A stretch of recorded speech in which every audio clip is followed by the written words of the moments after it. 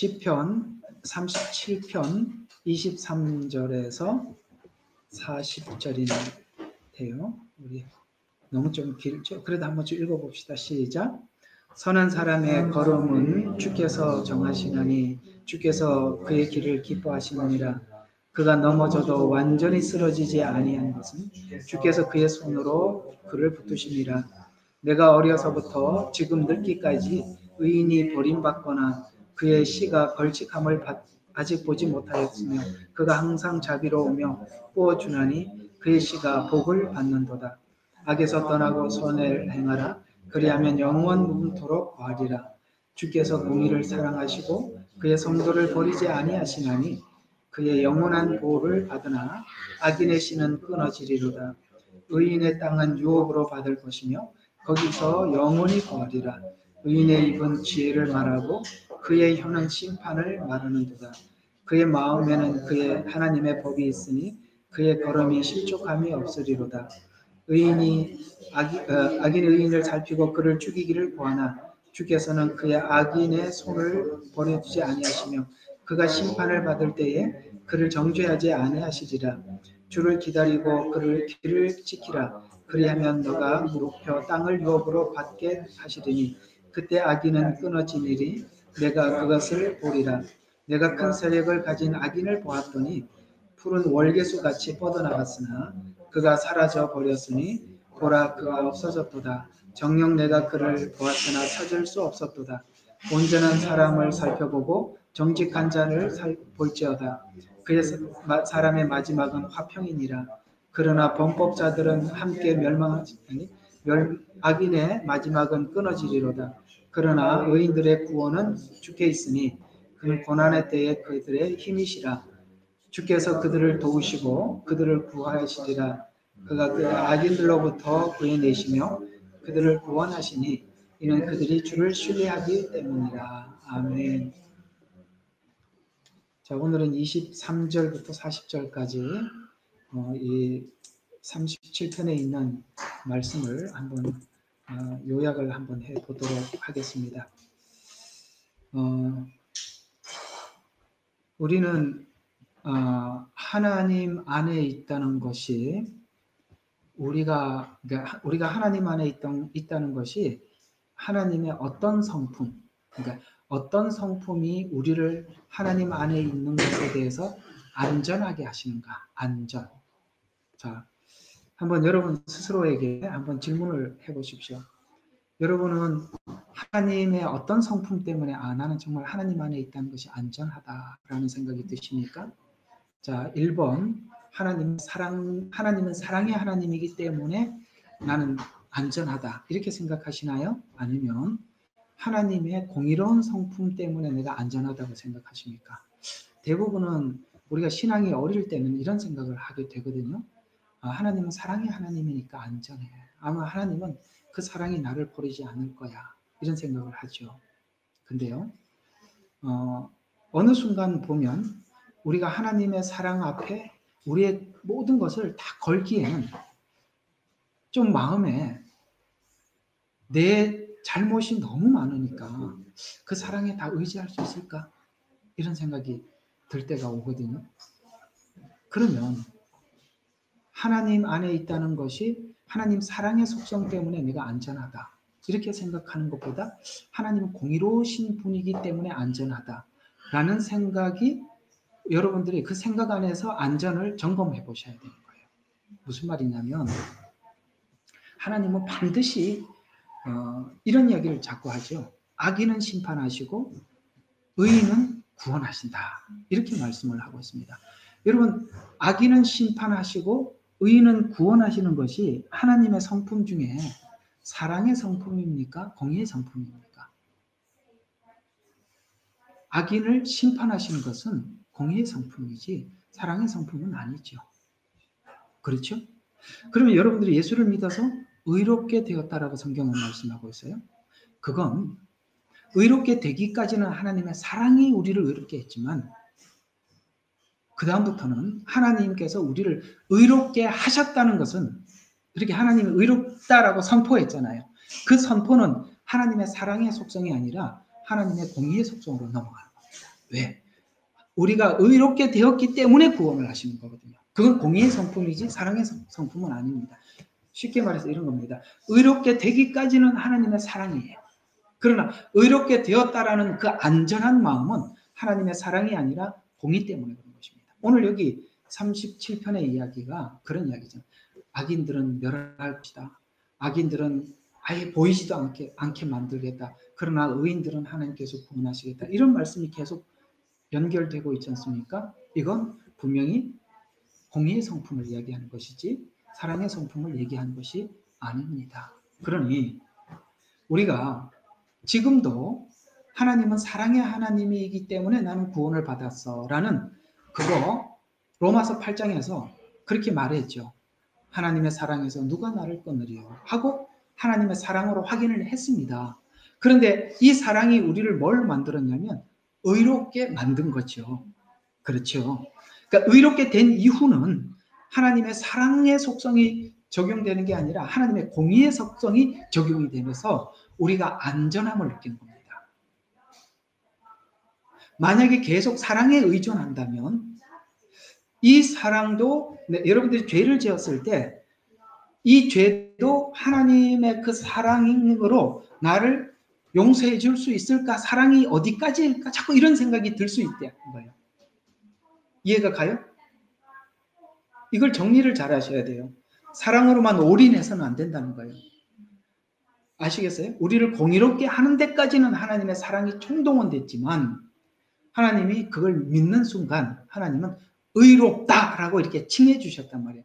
그 의는 오늘 영원한 그래서 의인들은 영원할 것이다. 이렇게 말씀을 하고 그 약속을 우리가 믿는 거죠.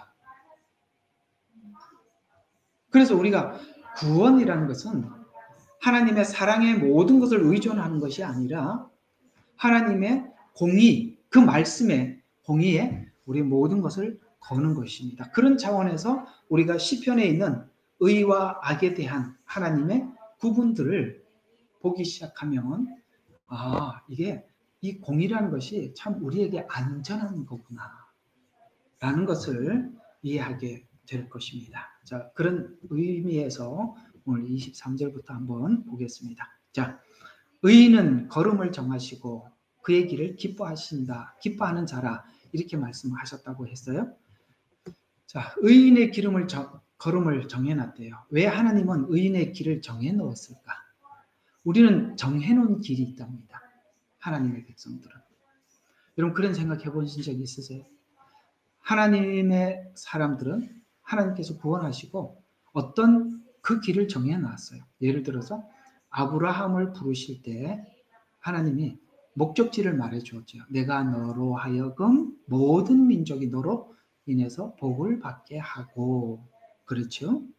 너는 모든 열국의 아비, 그러니까 아브라함이라 하라. 열국의 아비라 이렇게 칭해 주셨고, 그러니 네가 알아서 가라 이렇게 하지 않았죠. 그렇죠. 이렇게 정해놓고 네가 알아서 여기까지 와라 한 게 아니라 하나님은 그 걸음을 아브라함의 일대기를 보면 그 걸음을 정해놓으시고 잘못 갈 때도 그것을 아브라함이 깨우치고 돌아올 때까지 또 하나님이 돌이키시고 그래서 결국에는 아브라함이 볼 때는 그 순간순간은 모르겠지만 결국에는 끝에 가보면 하나님께서 아브라함의 생애를 인도하셨구나라는 것에 대해서 아브라함도 공감하고 우리는 아브라함 생애를 전체를 보았으니까 이해가 가죠. 야곱도 마찬가지 아닙니까? 그가 아버지 집을 떠나서 삼촌 집으로 갈 때 그 걸음이 정해져 있다는 생각은 못하죠. 그러나 돌아와서 그가 쭉 봤을 때 하나님께서 그 걸음을 정해놨다. 그러면 오늘날 성도들에게도 그 길을 정해놓고 가시거든요. 그래서 의로운 자들, 거듭난 성도들은 하나님이 정한 길로 가는데 그래서 의인들은 하나님이 정한 길을 구하고 찾고 그 길로 인도함을 받기 위해서 우리가 믿음이 점점 그쪽으로 들어가는 거죠. 그래서 정해놨다는 것이 어디서 나오느냐? 성경에 나온 거예요. 우리가 이렇게 살아야 되는 거구나. 하나님 이 정해놓은 이야기를 하는 거잖아요. 그러니까 그 길을 우리가 살면서 실패하면서도 이 길을 구해야 되는구나라는 걸 알게 되고, 그렇죠. 하나님이 정해놓은 길로 가면서도 이 길이 오라 이렇게 잘못해서도 이 길이 옳아라고 배우게 되고 옳은 길로 가면서도 이게 맞아라고 정해놓은 길로 모두 다 이렇게 그 뭐죠? 양무리들 중에서 일부가 빠져나가더라도 그들을 모아서 어떻게 합니까? 정한 길로 하는 인도하시더라는 것이죠. 이걸 우리 인생 속에 들어오셔서 씨름하는 겁니다. 야곱과 씨름하듯이. 씨름해서 항복을 받아내죠. 어때요? 오늘 23절 공감하십니까? 그럼 우리 23절 한번 다시 읽어봐요. 이 말을 하고 난 뒤에 이 23절을 읽어보면 확 와닿을 겁니다. 선한 사람의 걸음은 주께서 정하시니 주께서 그의 길을 기뻐하시느니라. 그래서 어떻게 합니까? 정해놨으니까 어떻게 됩니까? 24절 보니까 정한 길로 가지 못해 넘어지기는 하지만, 그죠? 왜? 우리 생각 자꾸 들어가서 그 길로 가지 못해서 넘어지기는 하지만 완전히 쓰러지지 않는 것은 그의 손으로 붙들고 계시기 때문이다. 누가 붙들었느냐가 중요하죠. 내가 붙들으면 놓치죠. 근데 하나님이 붙들고 계시니까 우리가 놓칠 수가 없는 거죠. 왜? 내가 놔도 그분이 붙잡고 있잖아요. 오케이? 네. 뭐 그렇지 않다. 우리가 놓으면 떠나가는 거다. 이렇게 주장하지 말고 성경에서 나와 있으니까 그분이 붙들고 있다고 하면 붙들고 있는 거예요. 나는 안 붙들은 것 같은데, 내가 붙들은 것 같은데, 내가 놓으면 다 놓는 것 같은데, 이건 당신 생각이고 성경은 붙들고 계신다고 하면 붙드는 거예요. 네, 아시겠죠? 네, 붙들고 있다고 분명히 말씀하고 있습니다. 그래서 우리가 이런 걸 많이 경험했죠. 여기 이야기 있잖아요. 넘어진 적이 있었죠. 근데 우리가 완전히 쓰러졌던가요? 이상하게 안 쓰러졌어요. 분명히 나는 쓰러진 것 같은데 안 쓰러졌어요. 왜? 하나님 붙들고 일으켜 주시다. 자, 앞에는 뭐라고 이야기했어요? 붙들었다. 그 다음에 정해놨다, 붙들었다. 이렇게 말씀하고 있고 또 그래서 살면서 하나님이 붙들어 주시는 것을 볼 때 의인들은 오늘 그 뭡니까? 다윗이 지금 밧세바와 간음하고 난 뒤에 적은 시라고 그랬습니다. 그러니까 완전히 넘어졌었어요. 다윗이. 그런데 자기가 보니까 일어서서 또 그 길로 가고 있는 것을 보고 하나님 나를 붙들어서 내가 넘어졌지만 영원히 넘어지지 않고 하나님 세우셨구나 라는 것을 보면서 지난날 과거를 회상해보는 거예요. 지금 회상하면서 쓴 시거든요. 그래서 이런 이야기를 하나 덧붙이고 있어요. 자, 25절에 보니까 내가 어려서부터 지금까지, 지금 늙기까지, 그러니까 인생의 총이죠. 늙기까지라고 하니까 이 시편도 늙어서 썼다는 얘기죠. 모든 경험을 끝내고 이렇게 되겠죠. 의인이 버림받거나 그의 씨가 걸식함을 받지 못했다. 이렇게 얘기를 하고 있습니다. 자, 이건 어떤 부분을 연상하면서 쓴 글이냐면 다윗이 사울에 피해서 이게 도주 중에 제사장 아히엘렉에 먹을 것을 구했어요. 얼마나 배가 고팠던지. 근데 먹을 것 중에서 그 진설병을 먹었던 이야기 아시죠? 예. 그래서 먹을 것을 구했고 나발에게 음식을 구했던 체험을 했었어요. 그걸 지금 말씀하고 있는 것입니다. 저는 이 마지막 때 이 말씀이 굉장히 우리에게 믿음으로 다가와야 한다고 생각합니다. 하나님께서는 뭐라고 말씀하셨어요? 예, 늙기까지 버림받거나 그의 씨가 걸식이라는 게 얻어먹고 사는 이런 우리 흔히 말하기 거지 이렇게 생각하면 금방 이해가 갈 겁니다. 하나님께서 하나님의 백성들에게 그런 일은 허락하지 않더라. 왜냐하면 본인도 실제 그런 상황이 왔을 때 하나님께서 채워주셨던 것을 경험을 했던 것을 기억을 하면서 오늘 우리에게 이런 말씀을 하고 있는 거거든요. 그래서 아주 넘어지지 않음과 연결해 보면 지속적으로 걸식하거나 버림받는 일은 없었다. 잠시 하나님께서 훈련을 지키기 위해서 때로는 이렇게 낮추는 날은 있어도 하나님께서 영원히 그렇게 살게는 하지 않더라라는 거 아시겠죠? 이걸 믿어야 하나님께서 우리에게 뭘 요구하든지 우리가 순종할 수 있게 되는 것이거든요. 자, 다음 26절을 한번 보십시다. 좀 더 나가서 의로운 자손에게 그 다음에 자기 때에서도 그런 일이 없었는데 그 자손에 관한 이야기가 계속 연이어서 나옵니다. 자, 그가 항상 자비로우며 그 다음에 구워주나니 그 다음에 그의 씨가 복을 받는 그의 씨는 이제 의인들의 약속한 자녀. 그래서 여러분 부모가 심어놓은 그 기도의 씨앗이나 부모가 자녀를 위해서 심어놓은 씨앗들은 후대가 하나님께서 그 대에서 갚아주지 못하더라도 다음 때에 하나님 반드시 갚아주시는 거예요. 그건 주를 위해서 산 후손들이 아는 거예요. 성진아 그런 것 같아? 그렇죠? 정말 그렇습니다. 그래서 여러분 그러니까 기도는 메아리를 치는 것도 아니고 허공을 치는 것도 아니고 하나님의 시간대에 우리 때에 필요하지 않은 다음 때에서라도 그게 하나님 계속 주시고 그래서 여러분 자녀들의 구원을 위해서 기도해 두시면 하나님은 어떤 방법으로든지 그 기도를 하나님의 시간에 거두어 주시고 이루어 주시는 거예요. 그러니 여러분 절대 낭망하지 마시고 하나님 앞에 계속 구해놓고 그래서 기도는 이런 말이 있어요. 해놓고 보는 거예요. 그렇죠. 기도는 해놓고 보는 거예요. 자, 그래서 그러므로 자, 앞에 뭐라고 했습니까? 걸식함을 보지 못했다. 그 후대에도 하나님께서 그렇게 축복하신다라는 말씀을 하셔서 시편 112편 2절과 3절에 보니까 그 후손이 땅에서 강성하며 정직한 자의 후대가 복이 있으리로다. 부요와 재물이 그 집에 있으며 그 의가 영원히 있으리로다. 잠언서 13장 22절 선인은 그 산업을 자자손손에게 끼쳐도 죄인의 재물은 의인을 위하여 쌓느니라. 아멘. 아시겠죠? 그래서 하나님께서 그 후대를 이어서 계속 축복하심을 약속하고 있는 것입니다. 자, 그 다음 절 27절. 그래서 자, 여러분 이 권면에 대해서 아멘 할 수 있어야 합니다. 악에서 떠나고 선을 행하라. 아멘. 지금까지 설명을 했잖아요. 그리고 하나님 뭐라고 말하셨어요? 악에서 떠나고 선을 행하라. 그리하면 영원 무궁토록 거하리라. 이게 왜 영원히 갈 수 있습니까? 하나님이 영원히 계시는 분이기 때문에 그렇습니다.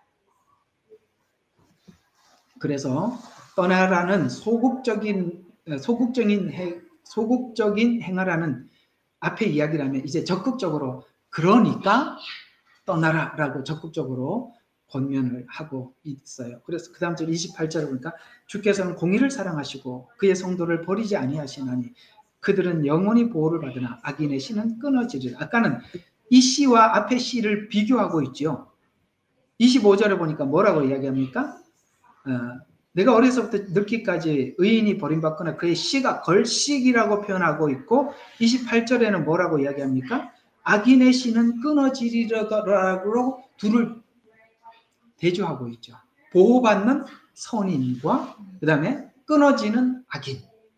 그래서 이게 있어요. 여러분들이 아무도 예수를 안 믿는 가정에서 여러분들이 예수를 믿었다는 것은 어떤 책임이 있느냐면은 지금까지 내려왔던 그 악의 씨앗을 끊어야 될 책임을 갖는 것이 처음 그 가정에서 예수를 믿는 사람이 받은 하나님 앞에 부르심이요 사명이라고 생각을 하셔야 돼요.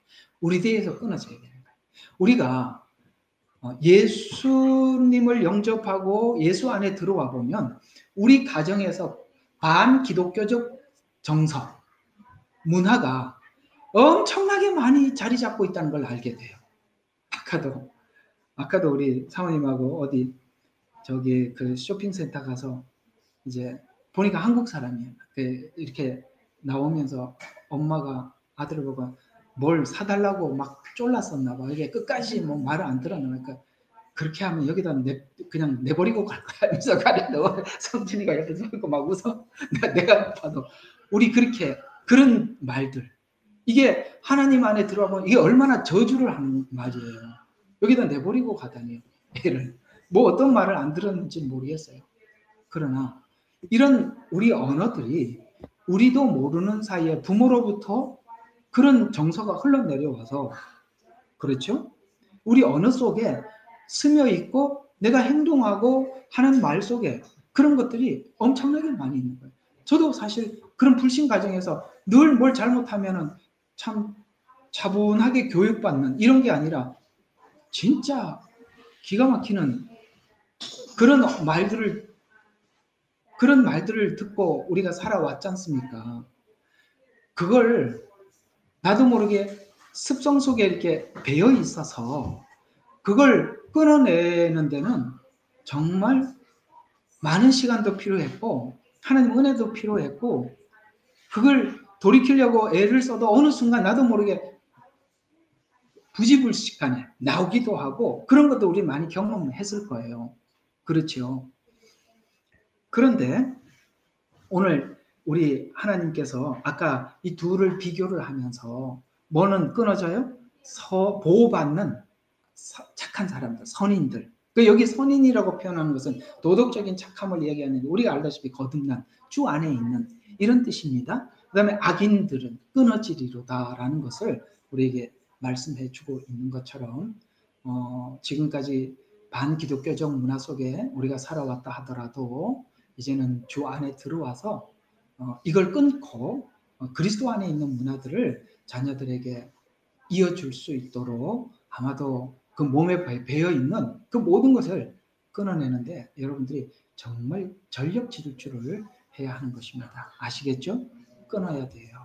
끊어야 돼요.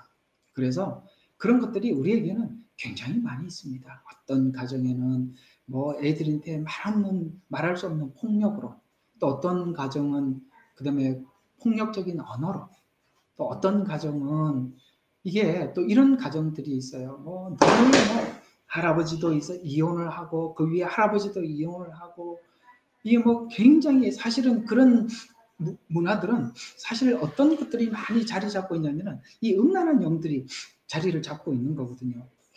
이해가 가요? 그런 것들이 막 자리를 잡고 있는 그런 것들이 타고 들어와 있다면 본인도 몰라요. 그게 그 가정 안에서 이렇게 뭐 가계의 저주 뭐 이런 얘기를 제가 하려고 하는 게 아니라 실제 우리는 그런 문화 속에서 주 안에 들어와 보니까 틀린 게 너무 많더라는 거예요. 이건 모두 완전히 100%내 체질을 개선하지 않으면 안 되더라는 거예요. 이해가 가죠? 그 이제 예수님 안에 들어와서 우리가 많이 다루어지고 새로워지고 난 뒤에 저 예수 밖에 있는 사람들이 막 교회 안에 들어와서 하는 걸 얘기를 들어보고 이러면은 나도 전에 저랬었는데 내가 이만큼 바뀌었구나. 저 사람도 이걸 바꿔야 되는데 이거 참 바꾸려면 이게 참 엄청난 은혜가 필요하고 하나님 앞에 그런 게 여러분 그런 거 많이 경험했죠. 네. 나는 일부 고쳐졌고 나 지금 나도 참 옛날에는 저 정도였구나.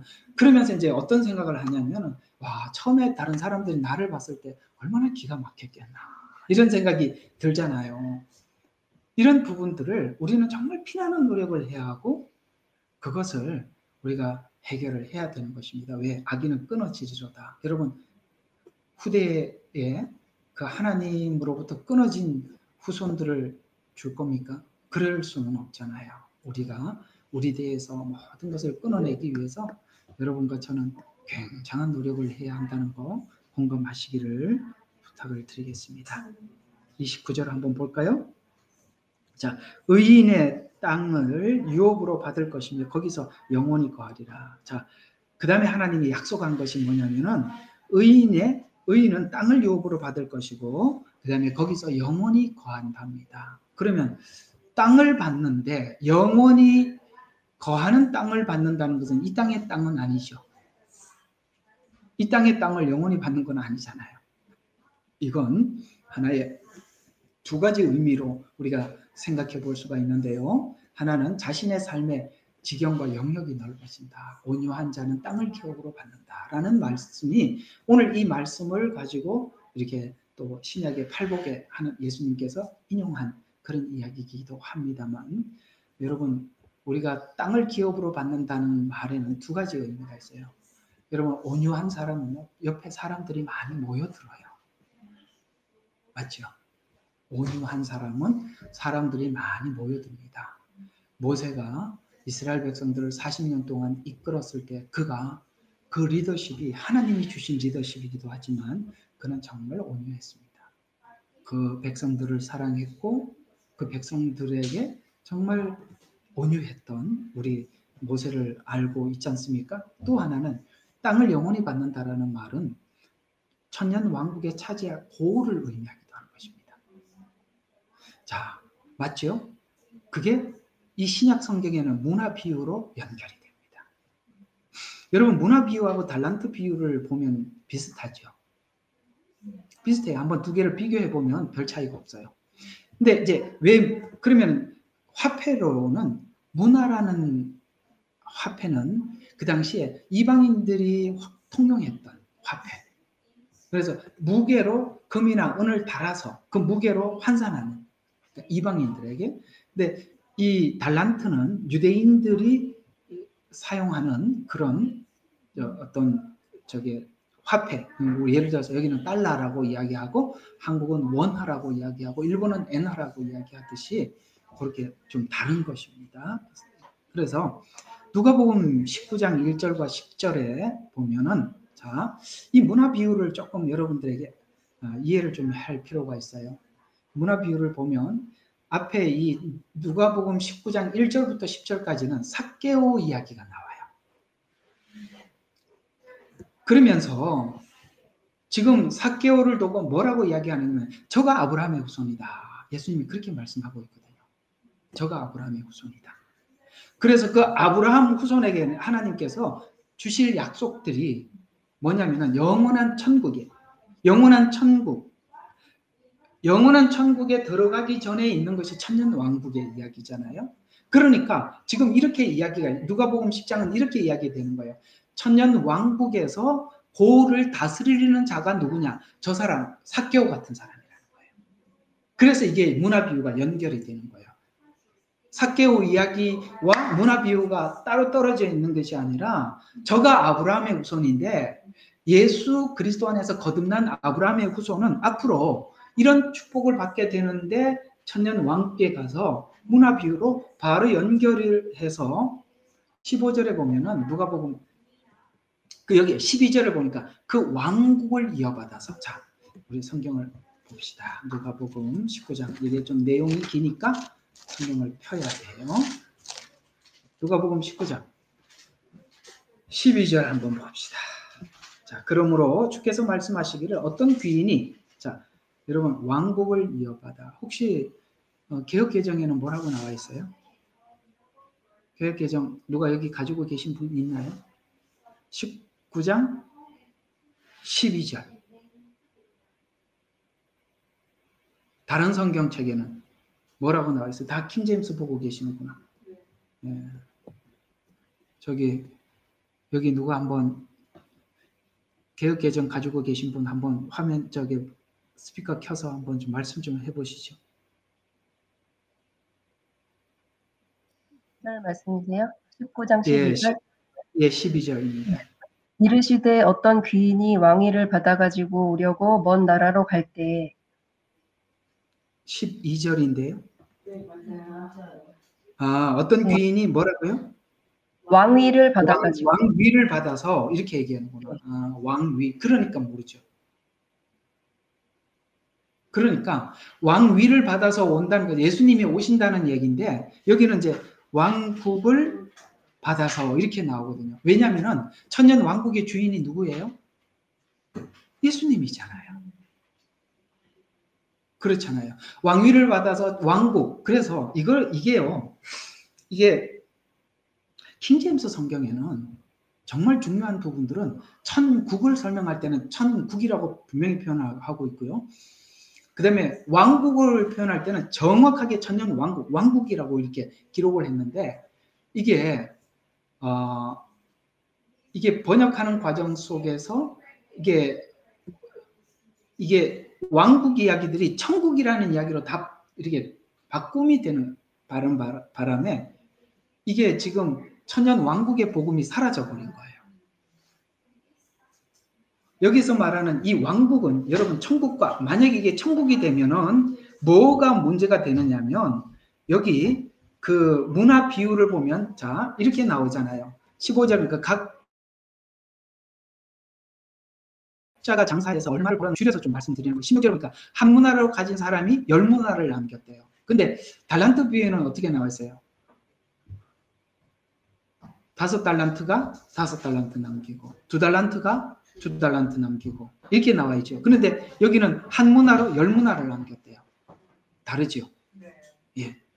거기에 좀 차이가 있어요. 그다음에 그래서 10문화를 남겨서 17절에 보니까 10고을을 다스려라. 여러분 천국에도 다스리는 고을이 있나요? 천국에? 천국에는 없습니다. 천년 왕국에 있습니다. 아시겠습니까? 그래서 이게 왕국 이야기가 맞는 거예요. 참 신기하죠. 이게 천년 왕국이 빠져버리면 그냥 하나님 나라, 그냥 천국 이렇게 해서 뭉뚱거리는 거예요. 크게 성경에 굉장히 오해가 되는 것 중에 저는 두 가지를 꼽으면 정확하게 두 가지로 천년 왕국에 대한 해석이 들어가면 굉장히 많이 달라지고요. 또 하나는 성화와 칭의를 구분하면 엄청나게 많이 달라집니다. 성경은 전부 다 예수 믿는 사람 천국, 안 믿는 사람 지옥 이렇게만 보면 성화 이야기도 그렇게 풀어요. 성화 이야기를 그렇게 풀면 아까도 이제 이야기했지만 마태복음 24장은 전부 다 천국 갈 사람하고 지옥 갈 사람을 설명하게 되는데 어떻게 설명을 하게 되냐면 교회 밖에 있는 사람들은 열처녀 비유 중에서 기름을 준비 안 한 5처녀가 되고 교회 안에 있는 사람들은 기름이 준비되어 있는 5. 그래 나는 교회 다녀서 안심한다 이렇게 되는 거예요. 아시겠어요? 천국과 지옥, 지옥 갈 사람, 천국 갈 사람. 그러면은 교회가 자꾸 그렇게 얘기해요. 지옥 갈 사람 저 밖에 있는 사람들이고 천국 갈 사람 교회 안에 있는 사람들이고 이렇게 이야기하거든요. 신기하죠. 왜 그게 신기하냐면 보세요. 열처녀 비유를 보면은 다 예수님이 오실 날을 기다렸다 이렇게 이야기합니다. 여러분 저 바깥에 있는 불신자들이 예수님 올 날을 기다립니까? 아니잖아요. 저 예수 안 믿는 사람들이 무슨 예수님 올 날을 기다립니까? 오는 줄도 모르는데. 그래서 해석이 완전히 이상하게 되어버리는 것입니다. 두 가지 기억하세요. 천년 왕국을 알고 성경을 보면 이건 천년 왕국에 관한 이야기구나.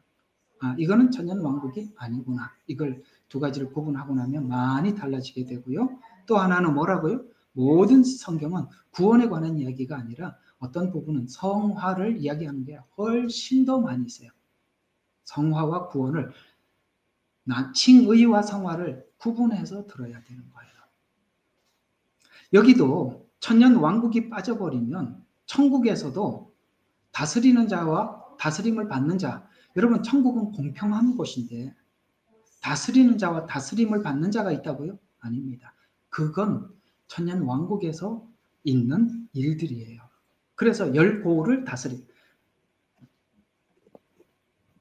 왜 누가 누구를 다스리느냐? 그 나중에 요한계시록에서 많이 했는데 이거 또 질문하면 곤란해요. 많이 설명해 드렸었습니다. 18절. 그래서 한 문화로 5문화를 남긴 사람이 있었어요. 그래서 27절에 왕이 되어 통치하는 것을 원치 않는 내 원수들을 끌어내어 그 앞에서 죽이라. 이런 말씀이 거기 나중에 문화 비유를 할 때 요거는 좀 더 설명이 필요하니까 어쨌든 자 문화 비유는 핵심이 어디다? 천년 왕국에서 다스릴 자들을 말씀하고 있다. 자 여기서 그래서 오늘 다시 시편으로 가보세요. 자, 시편 아까 읽었던 시편 37편 29절 보시면 자 의인은 땅을 유업으로 받을 것이며 거기서 영원히 거하리라 라는 땅을 유업으로 받을 것이면은 천년왕국 거기서 영원히 왜요? 천년왕국에서 이어서 바로 우리는 거기서 거하는 자들은 전부 다 천국으로 같이 들어가잖아요. 그래서 상급은 천년왕국에서 받는 것이에요. 그래서 재림 후에 상급에 대한 이해가 있는가라고 오늘 이 문화 비유를 통해서 묻는 거예요. 그래서 끝에 보면 왕이 되어 통치하는 것을 원치 않는 내 원수들을 끌어내어 그 앞에서 죽이라. 아시겠어요? 통치. 이 무슨 이야기입니까? 여러분 이런 이야기가 되는 겁니다. 왕이 되어서 왕이 되어서 통치되는 것을 원치 않는 사람이 누굴까요? 나는 예수님을 믿습니다라고 하면서도 재림을 믿지 않으면 천년 왕국도 믿지 않고 재림도 믿지 않겠지요. 그러니 그들은 문화 비유를 보면 자기가 하나님으로부터 받은 문화를 가지고 열심히 장사해서 남기려고 할까요? 안 할까요? 이런 사람들, 예를 들어서 이런 사람이 있다고 봅시다. 나는 천국은 가겠어. 그러나 상금은 필요 없어라는 것이 과연 온전한 믿음일까요? 그 얘기잖아요. 한번 문화비유 잘 보고 27절이 왜 이야기를 쏙 집어넣고 지나간 요거 안 읽고 싶은 이야기잖아요. 신기하죠? 예수 그리스도를 믿는다는 것은 내 죄를 대신하셔서 십자가에 죽으신 예수님도 믿지만 그 주님이 다시 오셔서 천년 왕국을 통치하시고 그다음에 영원한 천국까지 믿는 게 그게 온전한 믿음이에요. 불신자들은 영원히 형벌받는 것도 믿는 거 여기까지 믿는 게 온전한 믿음이에요. 나는 예수 믿고 상급은 상관없어라는 말 속에는 뭐가 담겨 있겠어요? 혹시나 사실이면 믿겠습니다. 아니면 그냥 이대로 사는 것이 좋고요. 맞지요? 하나님이 아니 우리도 그걸 찾아내는데 하나님이 그걸 그렇게 말하는 그 양치 같은 고백을 모르겠습니까? 27절 무서운 이야기죠. 왕이 되어 통치하는 것을 원치 않는 내 원수들을 끌어내어 그 앞에서 죽이라. 이 말이 무슨 말이겠습니까? 그래서 재림 후 상급에 대한 이해가 있는가? 라고 묻는 것입니다. 자, 그러면 그 뒤에 이어서 나오는 이야기가 어떤 한 사람 예를 들어서 이야기를 하고 있는 겁니다. 이 19장이 재밌어요. 진짜 그리스도인이 누구다? 삭개오 같은 사람이다. 저가 아브라함의 후손이다. 아브라함에게 약속한 그 약속이 삭개오 같은 그런 자들에게 임한다. 그러면 삭개오는 어떻게 해서 문화 비유를 보듯이 여러분 삭개오나 마태나 이런 자들이 어떻게 사는가 아시죠? 자기들이 착취했던 거 다 해가지고 다 나누죠. 그렇죠. 회개에는 행함이 있는 거예요. 입으로만 하는 게 아니라 이 말이에요. 말로만 저 바꿨어요. 지난날 삶을 다 전환했어요. 거짓말하지 마라. 삭개오는 그렇지 않았다. 그가 받은 한 문화는 복음이에요. 그 복음을 받은 사람들은 장사하게 돼 있어요. 내 죄를 꺼내놓고 하나님의 의를 담고 아시겠어요? 죄를 계속 버리는 거예요. 죄와 도덕성이 옛날에는 수준이 아주 낮았다 하더라도 이제는 하나님이 원하는 도덕성을 가지게 돼 있다 이 말이에요. 올라간다 이 말이에요. 네. 나는 원래 옛날에 이랬기 때문에 그거는 내가 접을 수 없어. 아니 그렇게 해야 되는 거예요. 그거 안 하면 아닌 거예요. 왜 야고보서가 나왔겠어요? 행함이 없는 네가 믿음이 있다고 말한다고? 그럼 내가 행함으로 내 믿음을 보여줄게. 이해가 가요? 네, 그런 이야기지 않습니까? 그래서 삭개오도 당연히 그랬을 거예요. 누구처럼? 나귀 주인. 이 나귀 주인 이야기가 이 이야기 문화 비유 이어서 바로 등장하거든요. 그럼 나귀 주인이 어떻게 했었어요? 예수님께서 예루살렘에 들어가기 위해서 제자들에게 말했죠. 저기 나귀 새끼가 있으니까 주인한테 말해서 주가 쓰시겠다 하라 라고 가서 말을 하면 그 나귀를 줄 것이다 라고 했더니 그 나귀 주인에게 얘기했더니 어떻게 했습니까? 내 건데 이렇게 말 안 하고 어떻게 했습니까? 주가 쓰시겠다 하라. 아시겠어요? 그러니까 두 말 안 하고 줬어요. 삭개오는 나귀 주인 같은 명령을 그런 하나님의 그 요구를 들었다면 삭개오는 어떻게 했겠어요? 그건 내 건데 이렇게 했겠어요? 문화 비유가 무슨 뜻인지 알겠습니까? 예, 여기서뿐만 아니라 모든 것에서 그렇게 했을 거예요. 19장이 거듭난 자들이 어떻게 사는 것인지를 간략하게 삭개오, 문화 비유, 그 다음에 그 나귀 새끼, 주인 비유를 이야기를 통해서 우리에게 설명을 잘해주고 있는 것입니다. 그래서 여러분 우리가 하나님 앞에 이런 훗날 주님이 다시 오셨을 때 이렇게 하실 것이라는 것을 믿는 자들이 진정으로 복음을 받은 자들이요 진정한 믿음을 가진 자들. 그래서 아까 다시 거꾸로 올라가서 한번 봐봐요. 거꾸로 27절 아까 누가복음 19장 27절 왕이 되어 통치하는 것을 원치 않는 내 원수들을 끌어내어 그 앞에서 죽이라는 말은 달란트 비유를 보면 슬퍼하며 이를 갈미 있으리라라는 말과 같은 이야기들이에요. 여러분은 예수님을 믿습니까? 그러면 주님이 이 땅에 오셔서 천년 왕국에 다스릴 자로 통치할 자로 하나님 세우실 것을 믿나요?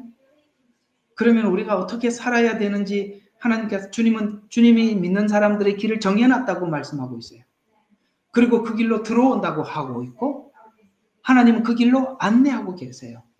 그럼 우리는 이 사실 전체를 알고 있는 이상 우리가 하나님 앞에 뭘 보여야 되겠습니까?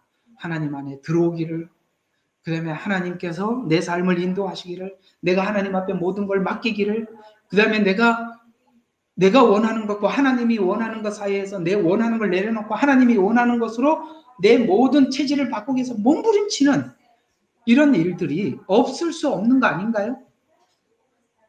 맞죠? 네, 그 이야기예요. 오늘 이 37편에 있는 말씀들은 이런 내용들을 함축해서 우리에게 말씀하고 있는 것입니다. 30절을 이어서 계속 보면 의인들의 입과 혀에서 나오는 말이 일치된 삶을 사는 데서 자유한다는 뜻이에요. 30절 한번 다 같이 봐요. 의인의 입은 지혜를 말하고 그의 혀는 심판을 말하는도다. 아멘. 그래, 이 말은 정리를 하면 일치된 삶, 말과 삶에 일치된 삶을 살아서 자유한다는 뜻이에요. 그래서 하나님의 공의로움과 같이 의인의 삶은 말과 행동이 일치하는 공의로운 삶을 산다. 말은 이렇게 하고 삶은 저렇게 살고 그러지 않는다 이 말이에요. 자, 31절에 보면 그의 마음에는 그의 하나님의 법이 있으니 그의 걸음에 실족함이 없으리로다. 아멘. 법이 어디에 있어요? 밖에 있지 않고 마음에 있대요. 그래서 걸음이 실족함이 없대요. 30절에 보면 그 앞에 의인의 생활의 특징에 따라서 마음이라고 밝히면서 걸어가는 길에 마음에 끄리낌 없는 삶을 산다는 말. 즉 마음과 생각과 행동이 일치된 영의 혼과 육이 일치된. 그래서 영은 하나님을 구하는데 혼은 아직 바뀌지 않고 그 다음에 육은 삶은 또 이렇게 그것들이 이렇게 자꾸 분리되는 것을 자꾸 이렇게 일치시키는 거죠. 로마서에서 나오잖아요. 로마서 8장에 보니까 마음으로는 하나님의 법을 따르고 육신은 죄의 법을 따르고 그렇죠. 그래서 내가 지금 마음은 원의로 돼. 몸은 따라가지 않는구나. 그런데 이 사이에서 내가 늘 갈등을 하다가 어떻게 해요? 예수 그리스도로 인해서 하나님께 감사한다. 라고 하면서 예수님 안에서 말씀이 나를 정죄하는 것이 어떻게 합니까? 내가 예수 그리스도 그 안에서 예수 그리스도 안에라는 말이 너무나도 이렇게 막연하게 생각하지 말고 그분의 그 십자가의 은혜 안에서 내가 그 은혜를 내가 내 죄보다 더 많이 이게 뭐가 더 채워져 있느냐 문제예요. 그렇죠. 죄를 이기는 것은 은혜거든요. 그러니까 은혜를 더 채워놓으면 이겨. 그렇죠? 근데 은혜보다 죄가 더 크면 죄가 은혜를 짓누르고 그래서 은혜는 하나님이 가만히 있는데 주는 것이 아니라 내가 하나님 앞에 구할 때 주는 거니까 내가 구하지 않아서 은혜가 떨어지면 내가 스스로 어떻게 합니까? 은혜를 구하러 나가게 되고 구하게 되고 그런 사람으로 체질이 바뀌어지고 있다는 거예요. 그리고 옛날에는 그냥 마음대로 살았는데 이제는 어떤 작은 일 앞에서도 어떻게 합니까? 하나님 앞에 간절히 은혜를 구하게 되고 그분의 뜻을 묻게 되고 이렇게 하나님께서 체질을 삶의 경험을 통해서 바꿔주시는 거죠. 그래서 마음과 생각과 일치된 영과 혼과 육이 하나된 일치된 삶을 살기를 하나님 앞에 구하는 것입니다. 32절, 33절 악인이 그의 마음에는 32절 악인이 의인을 살피고 그를 죽이기를 구하나 주께서는 그를 악인의 손에서 버려두지 아니하시니 그가 심판을 받을 때 그를 정죄하지 아니하리라.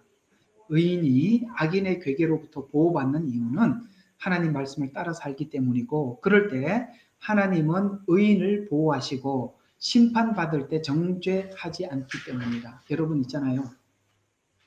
어차피 사람들과 악인들은 어떤 것이든지 정죄를 하게 돼 있어요. 예를 들어서 저는 이게 예수 믿고 난 뒤에 이게 참 그랬었어요. 이게 그래도 우리가 예수님을 믿겠다라고 결심을 하고, 이게 애들 때 학교 다닐 때 애들이 사고도 많이 치고 그렇잖아요. 그런데 예수님을 믿겠다고 하고 예수님 믿으려고 몸부림치고 애를 쓰면 사람들이 그래도 쟤는 우리 때는 지금도 그렇겠지만 그래도 쟤는 그래도 안 불신자들이라 할지라도 그래도 바르게 살려고 애를 쓰는구나 라고 생각을 하는 부류잖아요. 그런데 이걸 아셔야 돼요. 그게 그렇지 않다는 것이, 예수님을 믿어도 사람들 그 믿는 것 때문에 또 정죄를 해야 하는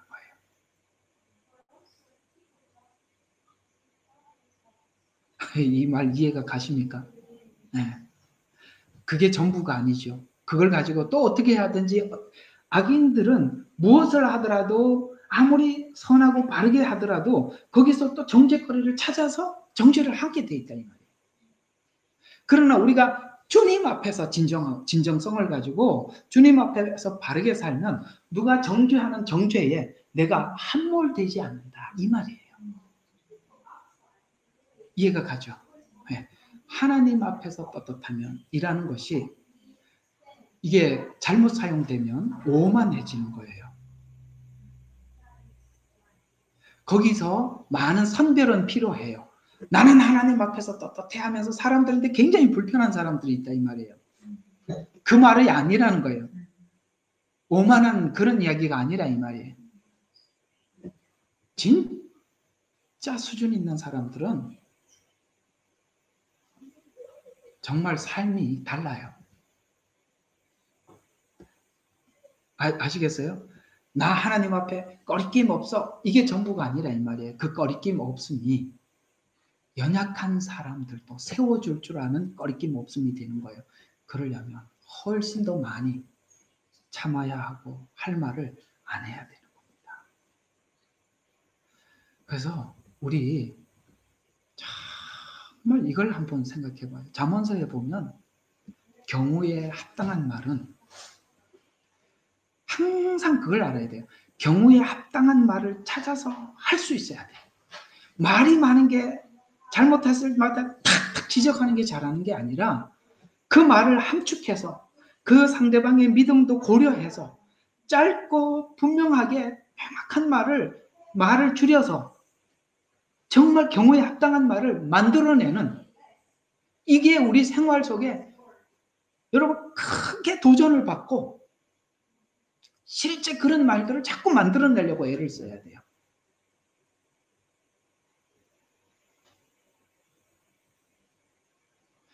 예수 믿는 기간이 길어지다 보면 경험한 거는 많고 아는 거는 많으니까 보면은 뭐가 잘못됐는지 바로 보여.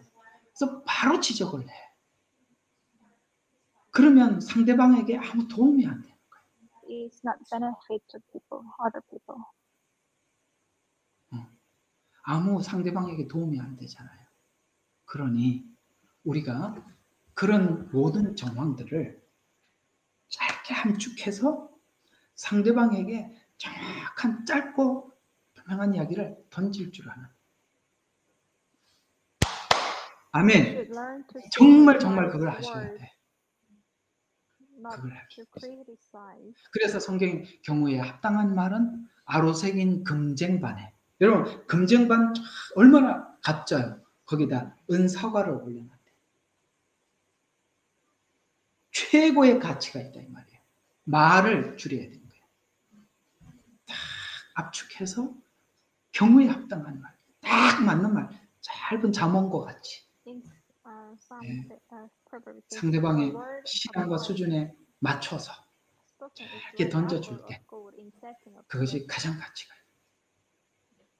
말을 실수를 많이 하시는 분들 보면은 Who have a lot of mistakes in their words. 말을 상대방 말을 끝까지 잘 못 들어요. They 왜냐면은 cannot listen 딱 to 보이면은 what they say. 자기 말이 툭툭 튀어나옵니다. They try to say what they think at the moment. 네. 그리고 공격적인 말들만 They 귀에 들려요. use a word of attacking people. 사실은 그런 언어들 속에서 여러분들의 마음과 자존심이 얼마나 다스려지는지를 보는 거거든요. 하나님께서. 그렇잖아요. 우리 말 속에 자기 자존심을 생각해서 하는 말들이 많았지, 진짜 상대방을 깊게 생각하고 위에서 한 말들은 잘 없죠. 네. 이 뭐 얼굴들이 안 보이니 뭐 맞지요? 예, 맞지요. 나중에 맞다고 해주세요. 한 절만 더 합시다. 34절까지만 할게요. 자, 그러니 의인들아 라고 넘어갑니다. 자, 주를 뭐하라? 기다려라, 지키라. 그 두 가지 이야기 동그라미를 쳐주시면 좋겠습니다. 기다리고 지키라. 아멘. 이게 엄청 중요한 거라는 거 아시죠? 기다리는 거. 하나님께서 뭔가를 하실 때까지 기다려주는 거. 그 다음에 또 하나는 뭐 하라고요? 지키라. 그 길을 지키는 거. 주님은 길을 정해놨다 그랬죠.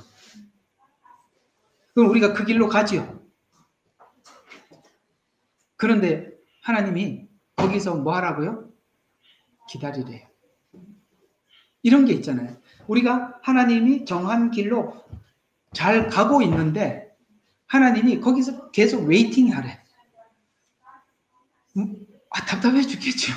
아니 지금 가라는 거야 말하는 거야. 근데 주님 뭐라 그러냐, 계속 기도하면 거기서 기다리래. 아이고, 그럴 때 가끔씩 그런데 왜 기다려야 되지? 계속 가야 되는 거 아닌가? 이런 생각이 들어서 괴로운데 이상하게 주님은 그 길에서 기다리래요. 왜? 근데 한번 생각해봐요. 왜 그 길에서 기다려야 할까요? 숙제로 남겨놓을까요? 다음 주에 대답하게. 왜 그 길에서 기다려야 되지요? 거기서 체질을 바꿀 때까지 하나님께서 계속 하고 있는 겁니다. 체질은 한번 딱 은혜를 받고 은혜가 지나갔다고 바뀌어지지 않고요. 체질은 정말 긴 시간 있어야 바뀌어지는 겁니다. 보세요. 모세가 체질을 바꾸는데 몇 년 걸렸죠? 40년 걸렸어요. 진짜 체질이 완전히 바뀌어져가지고 떨기나무에서 불이 타는 걸 봤어요. 여러분, 떨기나무는요, 라이터 불만 갖다 대도 그 완전히 사막에 얼마나 말라 있어요. 확 불이 붙는 거예요. 종이처럼. 종이보다 더 잘 붙는 거거든요. 여러분, 떨기나무가 불이 붙었는데 타지 않아. 이건요, 성령이 임한 그리스도인들을 이야기하는 거거든요. 떨기나무는 우리예요. 근데 성령님이 임했어요. 우리는 질그릇이에요. 그 안에 보배가 담겨있죠. 깨지면 아무것도 없어야 되는데 보배가 나오고, 불이 붙으면 다 없어져야 되는데 살아있어. 신기하죠. 그게 지금 모세가 그렇게 돼 있는 거거든요. 달라졌어요. 그래서 불같은 모세가 불에 확 붙어 타버려도 40세 때 안 타고 있어요. 불렀어요. 모세야, 모세야. 그때 네가 내 백성에게 가라. 내 백성을 구해라. 이렇게 얘기했을 때 모세가 그때 뭐라고 얘기했죠? 내가 누구간데. 그러면 40세 때 모세를 불렀다면 모세야, 모세야, 네가 내 백성에게 가서 내 백성을 구해내라. 내 백성의 곤역을 내가 보았고 들었다라고 얘기했을 때 저 기다리고 있었어요. 저는 원래 태어날 때부터 요게베스로부터 들은 이야기가 있어요. 하나님께서 일찍이 저를 선택했더구만요. 저는 주님이 모세야 내 백성에게 가라라고 할 때 기다리고 있었어요. 저 애굽에서 훈련을 잘 받았습니다. 준비되었습니다. 저 말고 누가 가겠습니까? 이렇게 얘기했을 텐데 80세 때가 돼서 모세야 그랬더니 내가 누군데요? 여러분 자기가 누군지 잊어버렸어요.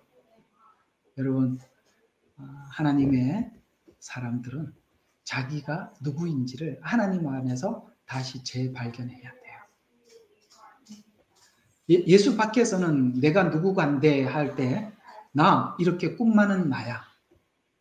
나는 내 인생에 이런 꿈을 가지고 있어. 그런 나로 봤지만은 주님 안에서 나는 진짜 과거에 가져 있던 나는 누구간데가 돼버리고 누구 사람들이 됐어요.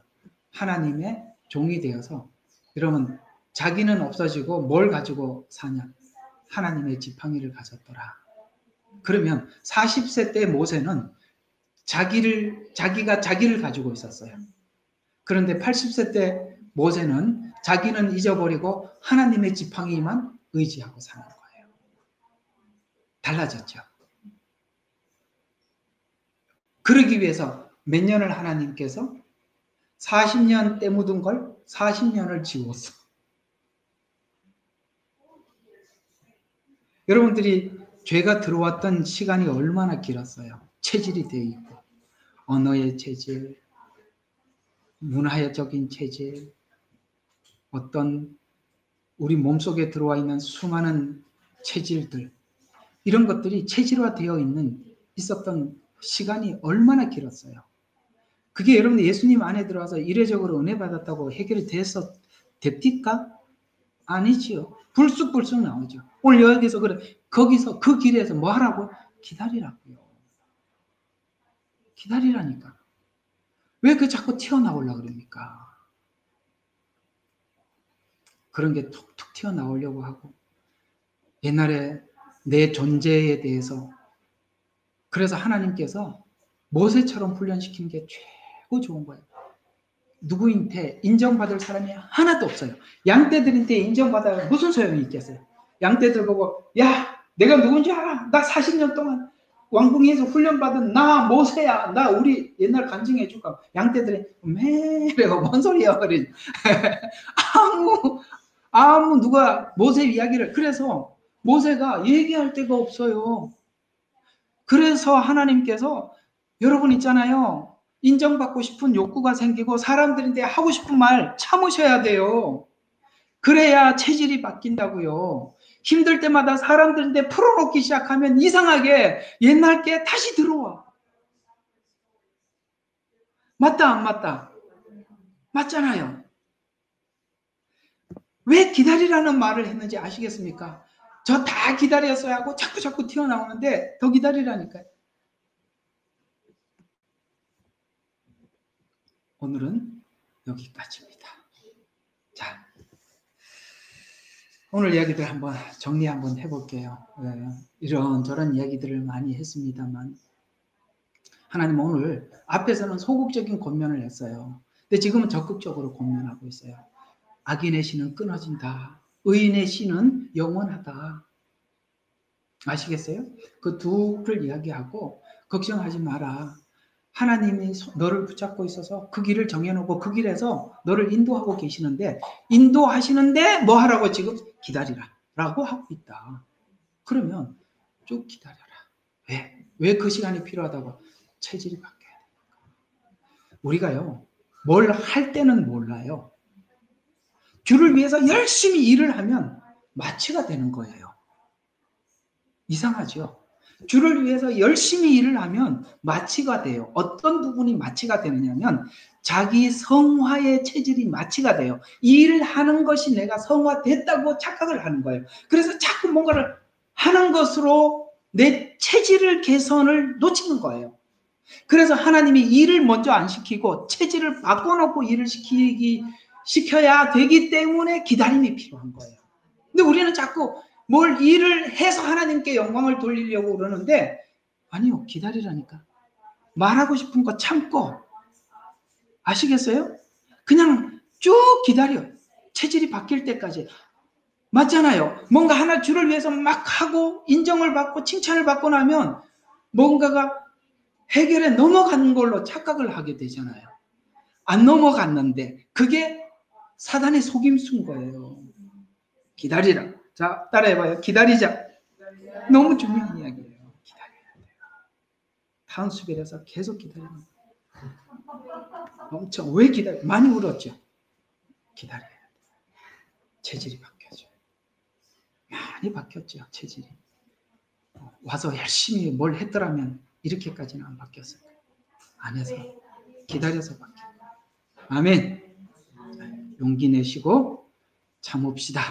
기다립시다. 사람들에게 인정받는 거 끝냅시다. 체질 바꾸기 위해서 피나는 노력합시다. 더 이상 사람들에게 외치지 맙시다. 기도합시다. 우리는 역사상 가장 중요한 시점을 지나고 있습니다. 하나님께서는 하나님의 일을 하시기 전에 사람을 준비시키셨음을 우리가 알고 있습니다. 하나님 말씀은 마지막 때에 대추수, 대부흥의 때가 있다고 분명히 예언하고 있습니다. 아멘. 하나님의 말씀이 그대로 성취될 것을 믿습니다. 예레미야 눈물은 잠자는 교회와 영혼을 깨우기 위해 노력하고 있습니다.